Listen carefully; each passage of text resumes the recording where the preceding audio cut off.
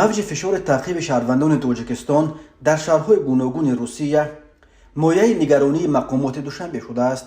از جمله وزارت خارجه تاجیکستان در یک اقدام در روابط دوشنبه و مسکو کم سابقه سفیر روسیه در تاجیکستان سیمیون گریگوریف را در رابطه به مناسبت بیرحمانه نسبت به بیش از 100 دانشجوی تاجیک در دانشگاه دولتی کامسامولسکی لب امور به وزارت دعوت کرده تاکید کرده است که چنین حادثه‌ها بر روی مناسبت‌های شریکی استراتژیکی و اتفاقی تاجیکستان و روسیه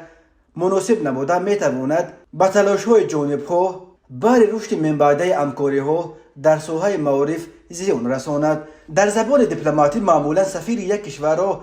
در صورت خیلی نوروزی بودن طرف میزبان از عملهای این سفارت یا دولت که آن نمایندگی میکند به وزارت دعوت میکنند. البته وزارت خارجه تاجیکستان در اطلاعیه رسمیش دعوت سفیر روسیه را به وزارت تنها واخوری نامیده خبر داده است که ضمن ملاقات به توجه سفیر نگرانی جانب تاجیکستان از معلومات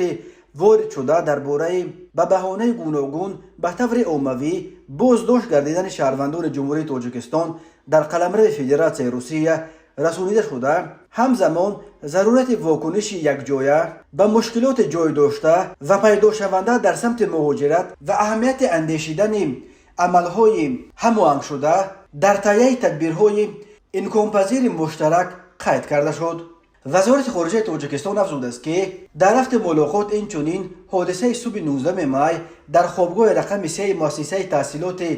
عالی بودجتی فدرالی دولتی دانشگاه دولتی کامسامولسکی لب امور منطقه خباروفسکی در فدراسیون روسیه به وقوع آمده که ضمن آن زیاده از 100 دانشجوی تاجیک در این دانشگاه مذکور از جانب مقامات حفظ حقوق روسیه مورد بازپرسی و مناسبت بیرحمانه قرار داده شدند. مفصل بررسی گردیده تاکید کرده شد که چنین حادثه‌ها بر روی مناسبت‌های استراتژیکی و اتفاقی تاجیکستان و روسیه مناسب نبوده میتواند به تلاش‌های جانب‌ها برای رشد من بعده همکاری‌ها در ساحه معارف زیان رساند. اداره وکالتدار حقوق انسان تاجیکستان نیز روز 24 می خبر داد که رهبر این اداره امید بابازاده به حادثه لطکوب دانشجویان تاجیک در شهرک کامسامول لب امور روسیه فوراً واکنش نشان داده به همکار روسش تاتیانا مسکالکووا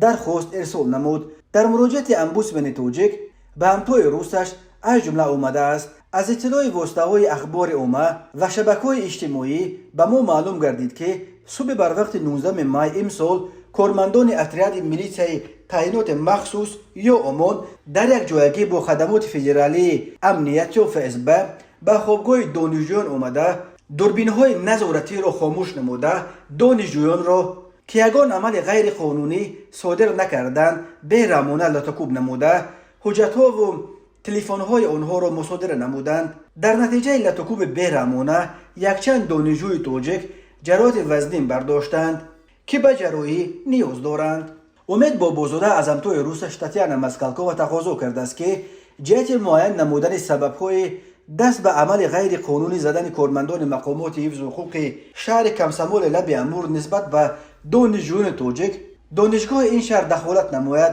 و به تفتیش خالصانه حادثه مذکور مساعدت نماید. ماموریت دانشگاه شهر کامسامول لب امور سبب رید صبح 19 می آمان در خوابگاه این دانشگاه را جستجوی دانشجوی تاجیک نامید که گویا به کدام سازمان تروریستی پول گذرانیده باشد، ولی ظاهرا این تنها یک بهانه بافته برای انجام رید بود، زیرا ماموریت دانشگاه اعتراف کرد که این فرضیه پول گذرانی تصدیق نشد و اما دانشجویان تاجیک دانشگاه شهر کامسامولسک شکایت دارند که نیروهای امان و فسب در خوابگاه تنها دانشجویان تاجیک را شکار میکردند و آنها را شدیداً لطکوب کرده سپس در رو رفت قطار کردند و تنها بعد این از آنها اجرت پرسیدند. همین طور مهاجران تاجیک از شهرک کتیلنیکی در کنار شهر مسکو شکایت دارند که چند روز باز در شهرک رید امان ادامه دارد و تمام روز حدود 400 تاجیک را دستگیر کردند. گفته می شود که گویا یک گروه ساکنان کتیلنیکی به پرزیدنت روسیه ولادیمیر پوتین درباره حضور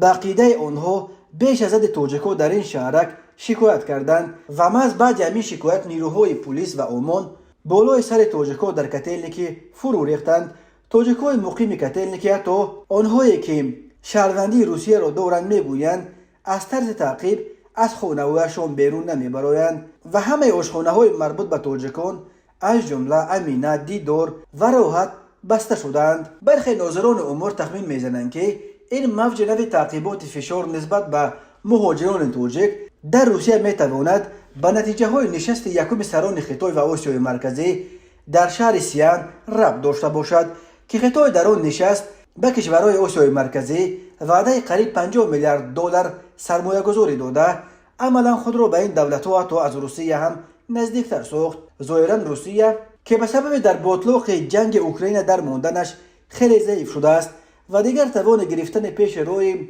خطای را در کشورهای آسیای مرکزی ندارد. برای فشار رساندن به حکومت‌های این منطقه که آن را حوله درونی خود و قلمرو نفوذ تاریخیش می شمارد، یعنی قرطه مهاجران کوری استفاده می برد.